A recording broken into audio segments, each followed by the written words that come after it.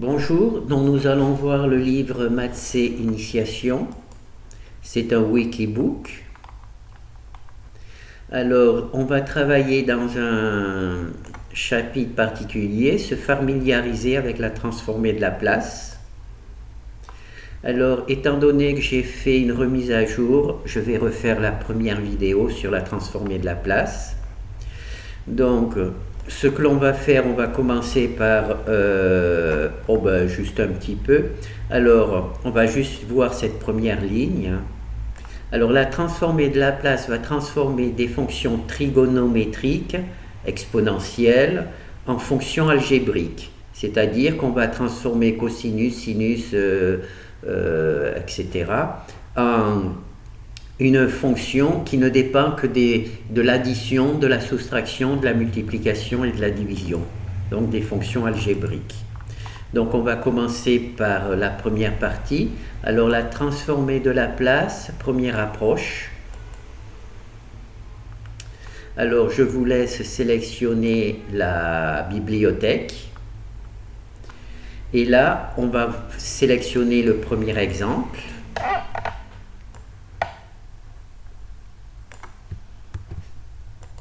Oh là. Tuc.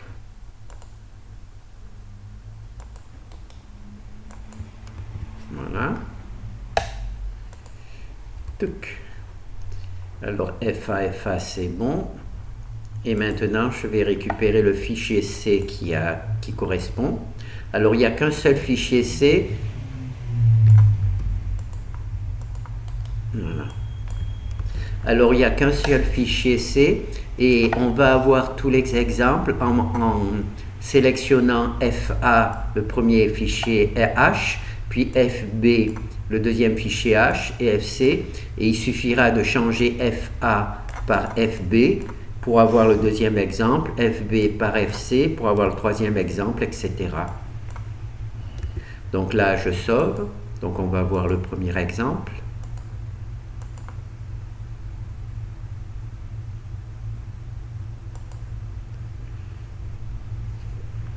Alors, succès, c'est compilé.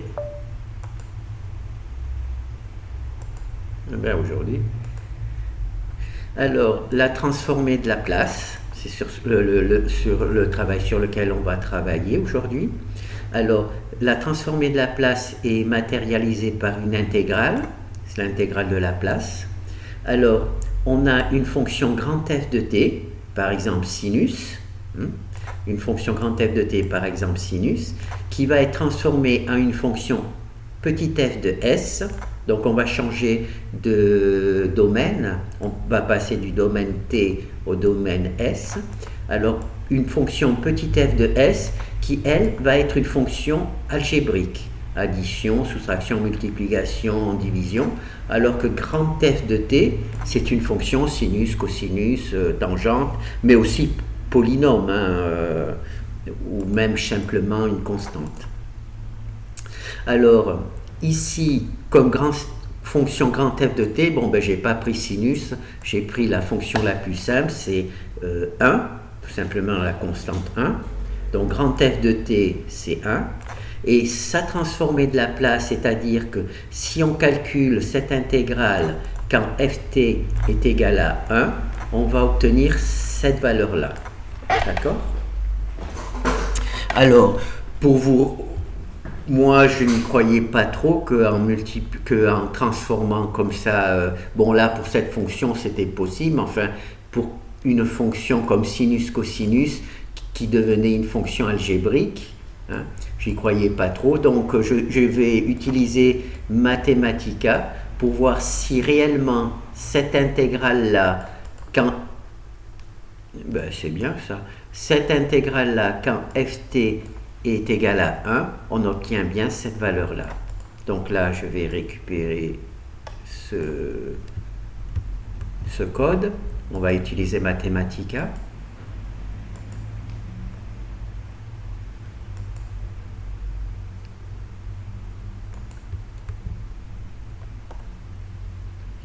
Ah, j'ai pas récupéré le bon code. Voilà.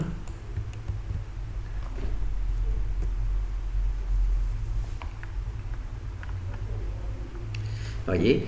Donc, quand je calcule cette intégrale-là, avec grand F de t est égal à 1, on obtient 1 sur S, on obtient bien 1 sur S. D'accord? Donc là, il faudrait faire véritablement l'intégration à la main, signaler le problème. Ah ben, on va signaler comme ça, c'est bon. J'ai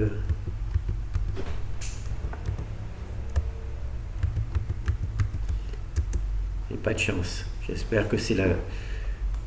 Voilà, envoyer. C'est bon.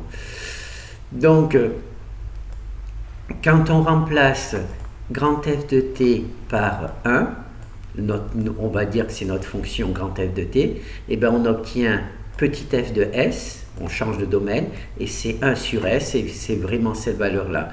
Donc il faudrait avec un papier, un crayon, résoudre cette intégrale pour s'apercevoir qu'on transforme bien 1 en 1 sur s, grâce à cette intégrale. D'accord? Alors, ici, c'est notre intégrale de la place. Alors, comme nous, on travaille avec des valeurs numériques, d'accord, naturellement, mon calcul ne donne pas cette valeur-là.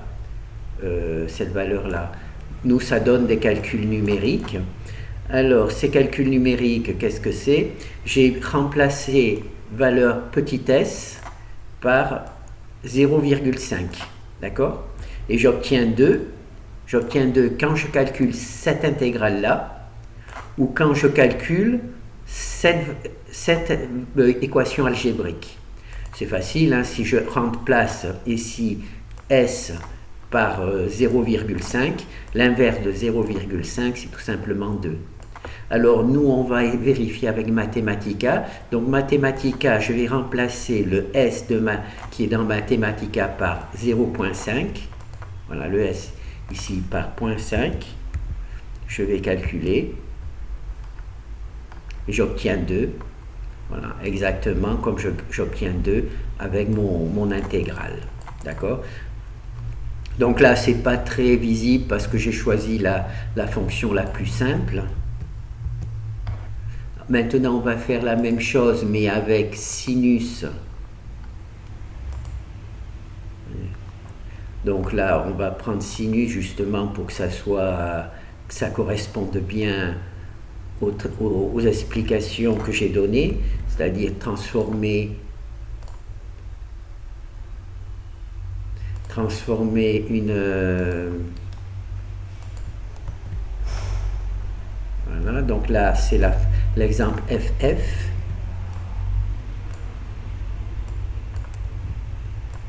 Enregistrer. Donc là, il me demande parce que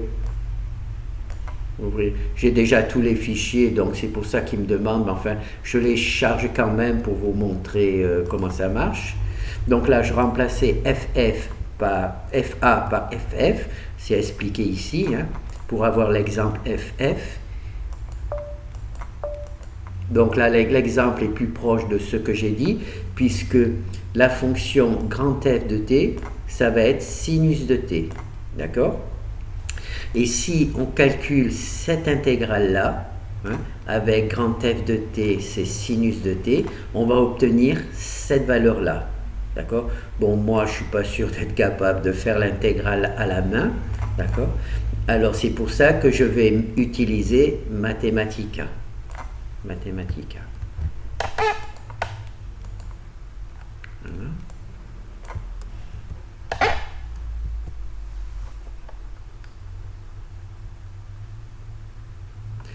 Voilà. Donc là, on reconnaît l'intégrale de Laplace entre 0 et plus l'infini, 0 plus l'infini, exponentielle de moins s de t, exponentielle de moins x de t. La grande f de t, c'est pour notre cas particulier sinus de t, entre 1, et ça nous donne donc 1 sur s au carré plus 1. 1 sur s au carré plus 1. Cette formule-là, il faudra la connaître par cœur. C'est naturellement, simplement, en l'utilisant régulièrement que l'on va finir par la connaître par cœur. Alors il y a une chose particulière, il faut que S soit supérieure à 0, soit toujours positive. C'est indispensable, sinon ça ne marche pas. Il y a réel parce que S pourrait être un nombre complexe. D'accord. La transformée de Laplace fonctionne aussi sur les nombres complexes. Donc S pourrait être un nombre complexe. Donc c'est pour ça qu'il y a marqué partie réelle. Donc là, nous, on a donc vu avec Mathematica qu'on retrouve bien cette valeur-là. Cette valeur-là, naturellement, moi, je ne la calcule pas en langage C, puisque c'est du calcul symbolique. Je la récupère à partir de Mathematica, par exemple, et je l'introduis. Donc ça, on va voir le code après. Alors,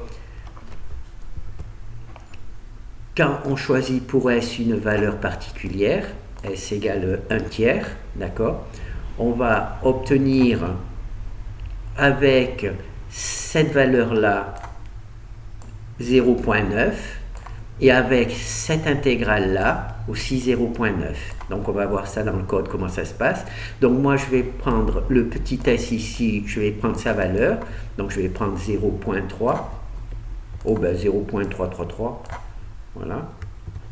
Oh, d'accord, bon ben je vais le marquer d'ici. Donc c'est 1/3. Voilà. Et donc là, vous avez vu quelle était la valeur qu'il y avait. Voilà. C'est 0,9. Donc on va voir si on obtient avec Mathematica aussi 0,9 quand on remplace le petit s par 1/3. Voilà, on obtient bien aussi 0,9. Voilà. 0,9. D'accord ?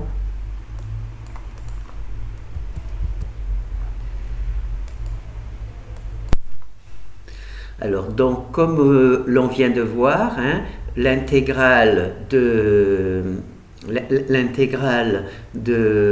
la transformée de Laplace transforme bien une valeur, une fonction, par exemple, complexe, comme sinus, cosinus, truc, en une valeur algébrique. D'accord ? Donc, ce que l'on va faire là, c'est voir un petit peu ce code-là. Alors, pour faire ce code-là, le plus simple, je vais prendre un papier, un crayon, et je vais essayer de le faire de mémoire. Hein.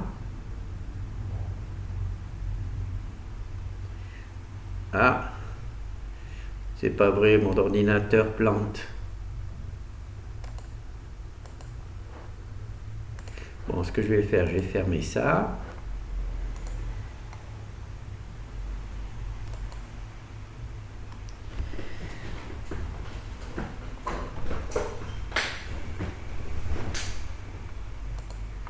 D'accord, maintenant il y en a deux.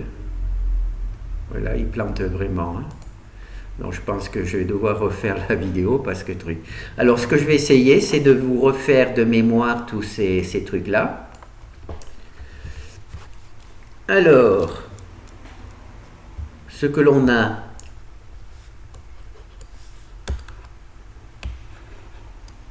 eh bien oui, ça a vraiment planté puisque le...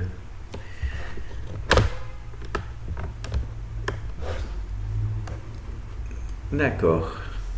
Alors, fichier nouveau. Fermer, s'enregistrer. Alors, on a grand F de t. D'accord. On va le transformer ça par la transformée de Laplace. Alors, normalement, ça s'écrit comme ça. Grand F de t. C'est la transformée de Laplace de grand F de t, qui est égal à petit f de s. Donc il y a un changement de domaine, du domaine t au domaine s. D'accord ? Alors on va commencer par la première valeur. On va prendre pour première fonction 1. Et cette première fonction, sa transformée de Laplace, c'est 1 sur s. D'accord ? Donc moi, je vais essayer de voir si je suis capable. Voilà. Donc là, je vais mettre 1 ici. Comme ça, on va vérifier ensemble. Alors, si vous faisiez cette intégrale-là, vous tomberiez bien. Donc, on a bien transformé 1 en une valeur algébrique. Maintenant, on va faire t. Et ce truc, c'est s au carré. D'accord? On va voir, hein, on va vérifier. T.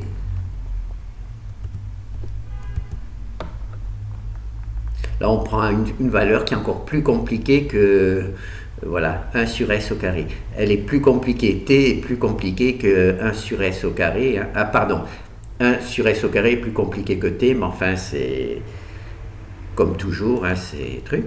Alors, ensuite, on va prendre T au carré. Et là, on va avoir 2S3. D'accord? Et ensuite, je vais vous expliquer comment comment j'arrive à mémoriser ce petit travail. Alors maintenant, on va prendre T au carré. Donc, on va faire tuc, tuc, tuc. Ah. Non, on va plutôt mettre... voilà. Non. Tuc. Voilà. On va mettre ça. Et donc là, on a le T au carré, c'est 2 sur S3. D'accord? Donc 2 sur S3. Ensuite, on va prendre T au cube. Alors, ça va faire 2 fois 3, 6. 6 sur S4.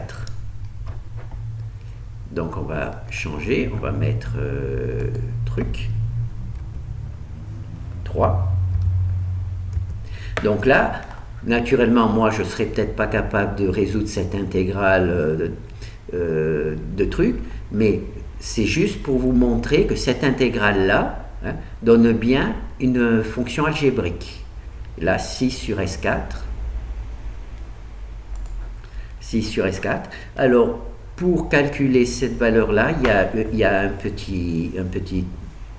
petite aide mémotechnique.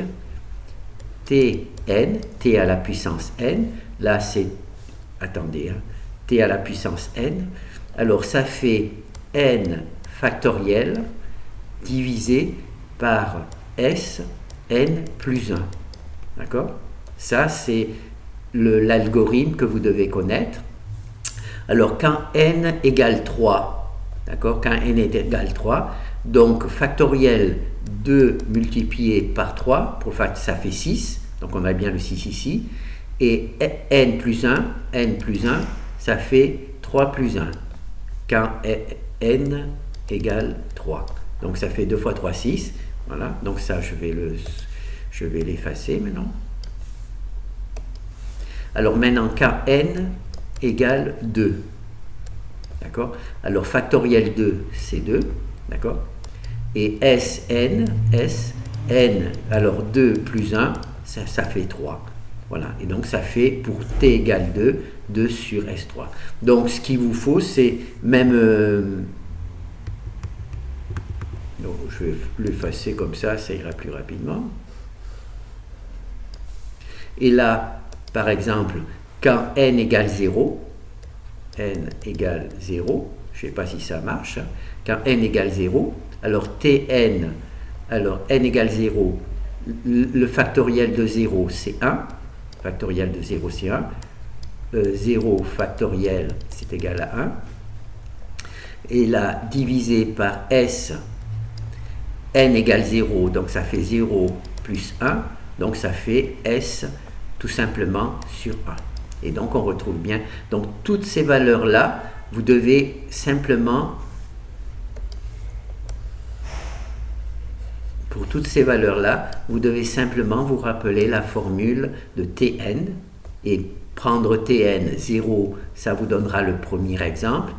Quand Tn est égal à 1, vous avez le deuxième exemple. Donc là, il suffit de connaître c'est factoriel n divisé par Sn plus 1. D'accord? Donc ça, c'est bon. Alors maintenant, ce que l'on va voir, c'est sinus. Allez. Sinus, donc moi j'arrive, là ça me permet de vérifier si je les connais de mémoire. Sinus c'est 1 sur S au carré plus 1. Je vais faire cosinus, c'est S, facteur de S au carré plus 1. Donc c'est facile à se rappeler, hein. C'est la même forme pour le dénominateur. Et quand il y a un S ici, il n'est pas sur la truc. En fait, moi, j'essaie d'avoir une méthode mémotechnique. En fait, là, il n'y a pas du tout de méthode mémotechnique, c'est juste la méthode, c'est de me rappeler de mémoire, donc de mémoire. La même chose, on peut faire sinus hyperbolique. Sinus hyperbolique, là c'est 1 sur s au carré moins 1. Donc c'est la même forme, simplement il y a le signe moins. Et pour cosinus hyperbolique, c'est 1 divisé par s. Pardon, c'est pas 1. C'est la même forme que cosinus. Donc c'est s au carré moins 1. D'accord? Donc sinus hyperbolique. Et ensuite, on a exponentielle de t. Exponentielle de t. Alors là, c'est 1 sur s moins 1. D'accord? Donc, je vais vérifier exponentielle de t parce que j'ai beaucoup de mal à me rappeler. Donc, on va vérifier exponentielle de t. Donc, ça va faire exponentielle de t. Voilà. Voilà, 1 sur s moins 1. Exponentielle de t. Exponentielle de t de 1 sur s moins 1. Donc si vous résolvez cette intégrale, vous obtenez vraiment cette valeur-là. D'accord? Et nous, en langage C, bon, on va le voir après, comment j'ai traité le problème. Donc là, on va voir cosinus hyperbolique. Alors, cosinus hyperbolique, juste pour vérifier. Hein. Disons que au départ, voilà, on obtient bien une fonction algébrique. J'avais du mal à imaginer comment une fonction trigonométrique pouvait, à partir d'une intégrale, se transformer en une fonction algébrique. Et donc, j'y croyais pas. Je pensais que c'était un petit peu n'importe quoi. Et en fin de compte, non, ce n'est pas n'importe quoi. Ça apporte rien. Donc là, il y a réel et imaginaire parce que on travaille aussi avec les nombres complexes. Donc nous, on fera que des nombres réels, mais il y a la possibilité de travailler avec les nombres complexes. C'est pour ça qu'il y a truc. Donc là, il faudra faire attention que la valeur de s soit bien supérieure à cette valeur-là. 1. D'accord? Donc là, c'est pour le cosinus hyperbolique. On va juste vérifier. Cosinus hyperbolique, s sur s au carré. Donc là, vous voyez, j'ai quand même enregistré de mémoire. Donc là, on a vu le sinus, on l'a déjà vu. Donc là, on ne va pas aller plus loin. Donc ça sera juste les fonctions de base sur lesquelles on va travailler. Et bien entendu, il y en a d'autres, mais elles sont beaucoup plus difficiles. Donc c'est pour ça que je ne vais pas je les connais pas tout simplement, et elles sont plus difficiles. C'est pour ça que je ne vais pas m'y aventurer. Alors maintenant, donc là, vous avez vu, hein, l'intégrale de Laplace transforme réellement 1 en cette valeur-là, transforme réellement t en cette valeur-là, transforme réellement sinus de t en une valeur algébrique. Et ça, au départ, j'avais du mal à le comprendre. Donc, comme j'étais aussi du mal à intégrer pour le vérifier, j'ai utilisé Mathematica, qui lui m'indique bien que si j'étais capable de résoudre cette intégrale, l'intégrale de Laplace, avec grand F de t sinus, j'obtiendrais bien une valeur, comment ça s'appelle, une valeur algébrique. Et de plus, on a vu aussi quand même dans les exemples au départ, quand j'ai utilisé le langage C, que le calcul de cette intégrale de manière numérique, quand on donne à S une valeur numérique, hein, on obtient la même valeur que quand on calcule la valeur pour S pour une valeur, la fonction algébrique. D'accord? Qu'on calcule l'intégrale avec une valeur pour S numérique, on obtient la même valeur que quand on calcule petit f de S pour l'équation algébrique. Donc on voit que ça, on l'a vu, le truc. Alors maintenant, je vais vous montrer comment j'ai traité en langage C. Alors, pour calculer l'intégrale, j'ai utilisé naturellement l'intégrale de Simpson. Malheureusement, l'intégrale de Simpson n'était pas suffisante. Donc voilà. Donc ici, j'ai l'intégrale de Simpson. Alors si je supprime cette valeur-là, et si je supprime cette valeur-là, j'obtiens l'intégrale de Simpson comme on a l'habitude de l'avoir. Bon, moi j'ai été obligé de rajouter un petit s, parce que justement dans notre calcul, il y a la valeur s que l'on doit traiter pour faire les calculs numériques.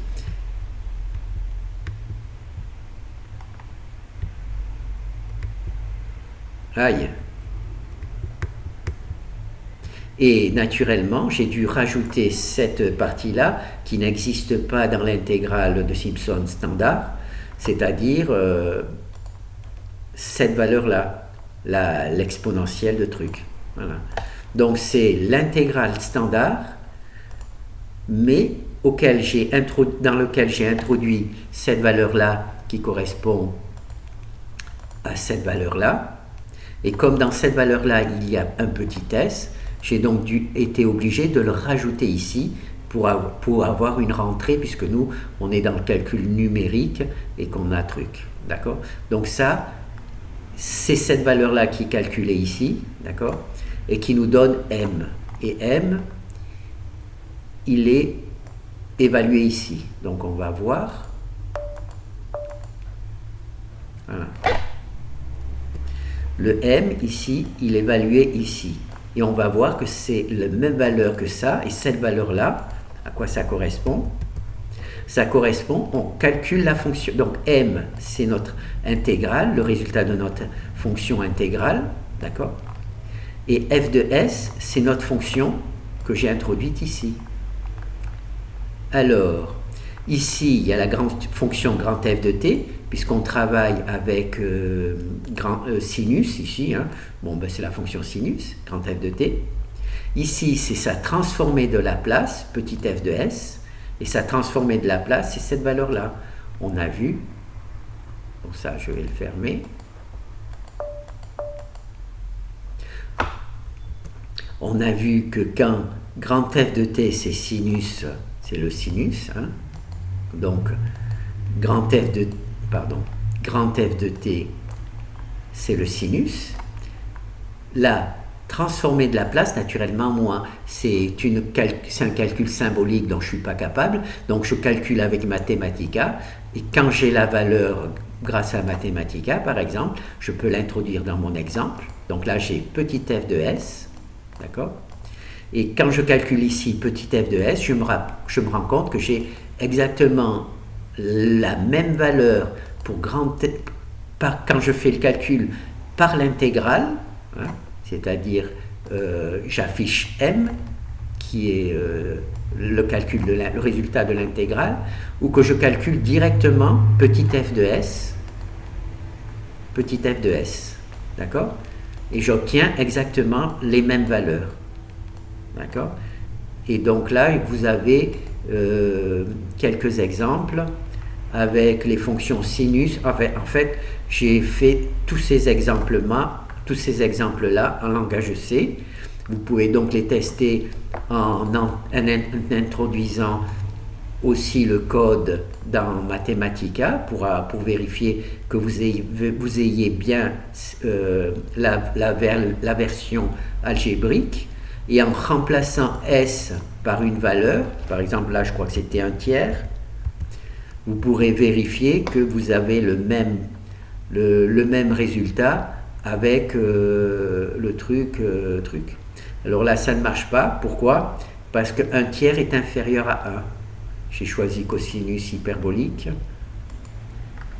Non. Ah non, le cosinus hyperbolique, je ne l'ai pas choisi dans le... J'avais choisi c'est cosinus du recte. Là, ça ne marche pas parce que S doit être supérieur à cosinus hyperbolique, ici. S doit être supérieur à cette valeur-là, à 1. Et là, j'ai pris un tiers.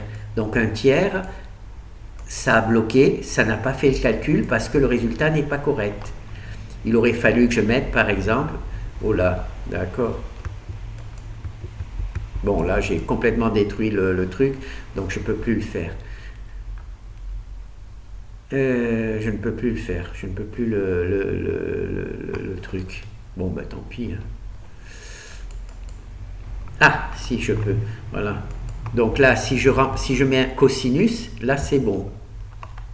Voilà, donc j'obtiens le 0,3 que j'avais fait truc.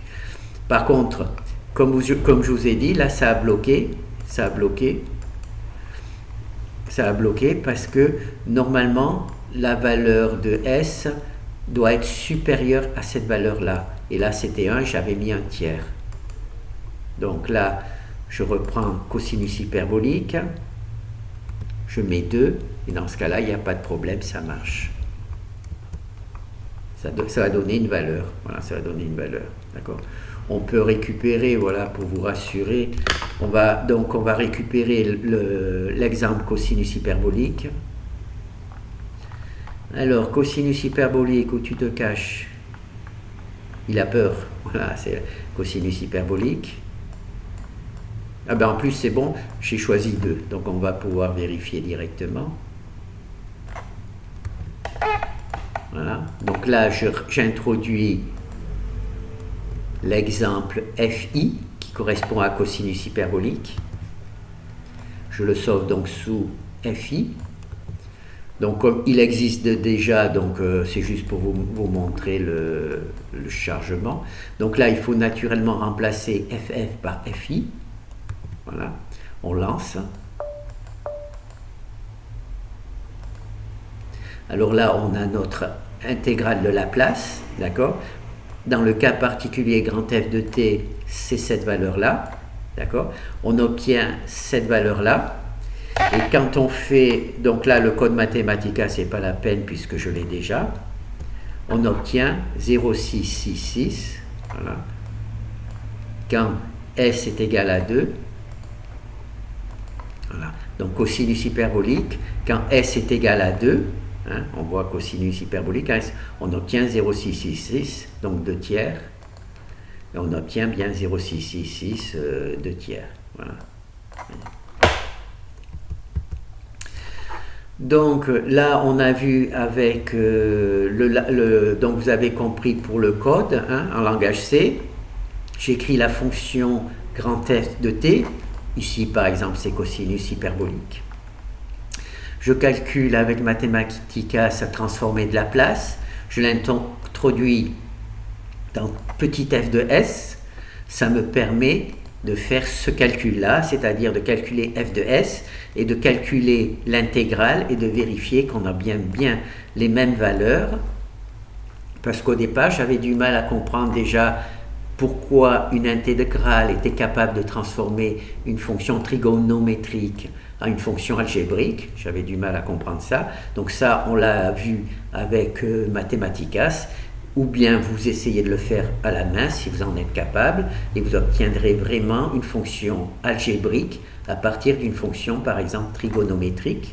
Ça marche. Ensuite, moi, je me demandais, est-ce que la version algébrique donne vraiment le même résultat quand on transforme le S, on donne une valeur à S, que l'intégrale, quand on donne une valeur à S à l'intégrale? En effet, on obtient bien les mêmes valeurs.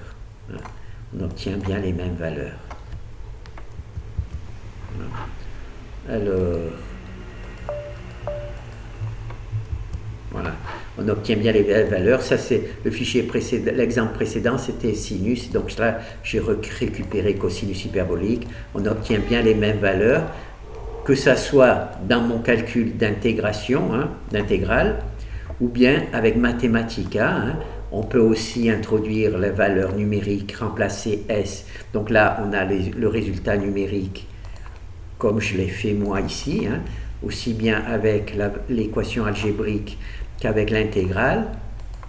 Et si on remplace 2, là on a le résultat algébrique que naturellement le langage C n'est pas capable de faire, mais que j'ai récupéré pour fabriquer la fonction f de s.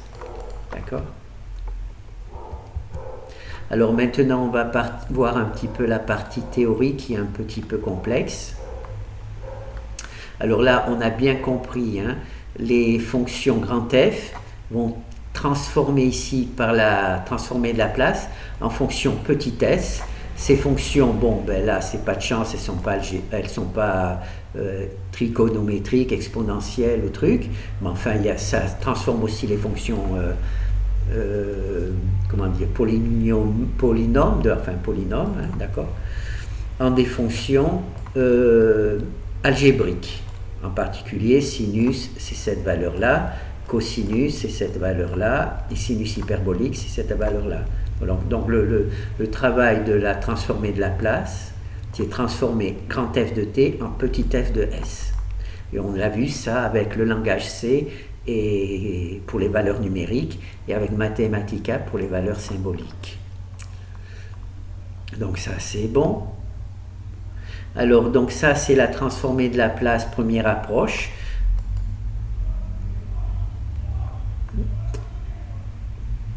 Nous maintenant on va essayer de se familiariser avec ce qu'il y a ici. C'est pour ça que j'ai mis un petit peu j'ai réécrit toute cette présentation. Alors la transformée de la place va transformer les fonctions trigonométriques exponentielles en fonctions algébriques. D'accord? Donc ça c'est ce que l'on vient de voir. Alors ce qu'il faut savoir, c'est que ça ne fonctionne pas sur toutes les fonctions. La transformée de la place ne fonctionne que sur les fonctions causales. D'accord? Alors qu'est-ce que c'est qu'une fonction causale? Une fonction causale, c'est une fonction qui ne prend sa valeur que quand t est supérieur à 0. La fonction est nulle de moins l'infini à 0. Donc là j'ai trouvé, c'est pas vraiment une fonction causale, mais comme je suis allé assez vite, j'ai juste trouvé ça. Alors vous voyez, de moins l'infini à 0, la fonction est nulle, d'accord? Et à partir de 0, la fonction prend sa valeur. Donc ça n'a rien à voir avec une fonction causale, mais c'est juste pour vous matérialiser. La fonction causale de moins l'infini à 0, c'est nul, et ça ne prend une valeur qu'après quand t est supérieur à 0. D'accord? Donc ça, c'est la fonction causale. Il faudra peut-être que j'en fabrique une, que je dessine une, parce que celle-là, il me semble qu'elle ne correspond pas tout à fait. Alors, dans notre intégrale de Laplace, ceci se matérialise par ces bornes. On voit, ces bornes, c'est entre 0 et plus l'infini. C'est pas entre moins l'infini et plus l'infini, c'est entre 0 et plus l'infini, l'intégrale de Laplace. D'accord? Et quand j'ai écrit cette valeur-là, cette intégrale-là, c'est pas correct. C'est pas correct, sauf si je dis que f de t, c'est g de t multiplié par u de t. D'accord? Et u de t, c'est la fonction Heaviside. Elle s'écrit 0 si t est inférieur à 0. C'est exactement ce que l'on veut. Hein. Si la fonction nulle, si elle est entre l'infini et 0, entre moins l'infini et 0, donc c'est pour ça, ça représente exactement ça. Et c'est égal à 1. Truc. Donc on va essayer de voir ça avec papier et un crayon. Alors là, je vais dessiner, je ne sais pas si je vais m'en sortir, mais je vais dessiner, voilà, hop, voilà, je vais dessiner peut-être en rouge. Je vais dessiner ma fonction causale. Donc là, c'est rouge, donc c'est 0, hein, c'est 0. Et là, je vais dessiner par exemple la fonction cosinus.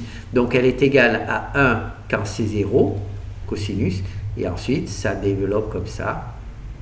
Voilà. Oh, bah, c'est pas très bien, mais enfin, c'est la fonction cosinus. Oh, je vais essayer de faire quand même mieux. Hein. Z. Je vais essayer d'avoir là, là, là, là. Voilà, pour dessiner la fonction cosinus. Donc, quand cosinus de 0, c'est égal à 1, donc on va partir là, voilà.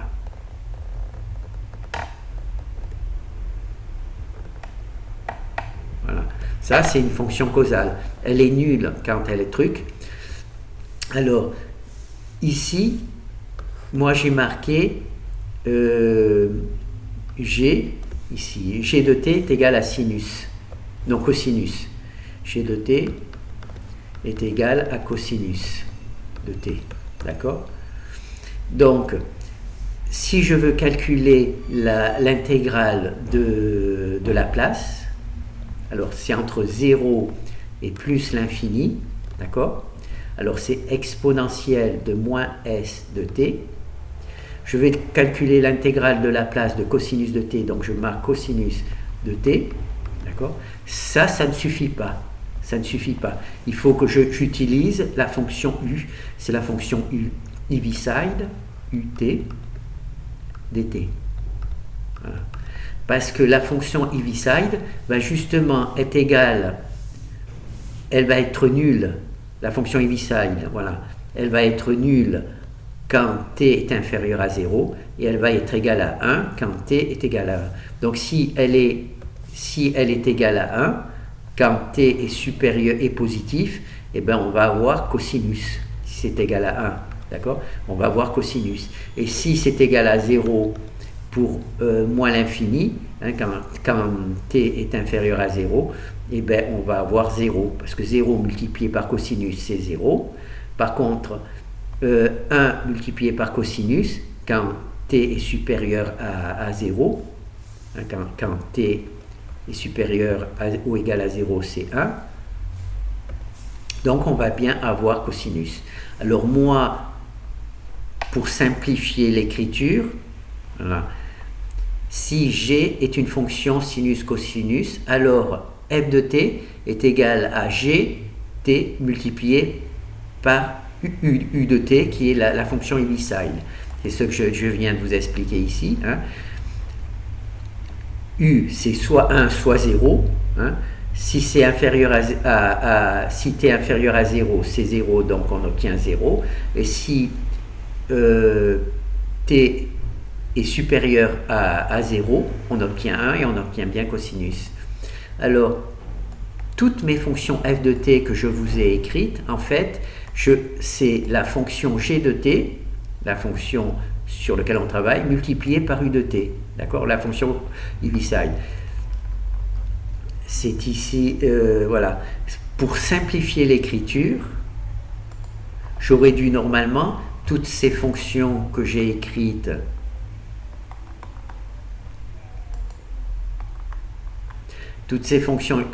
j'aurais dû rajouter un de t. Par exemple,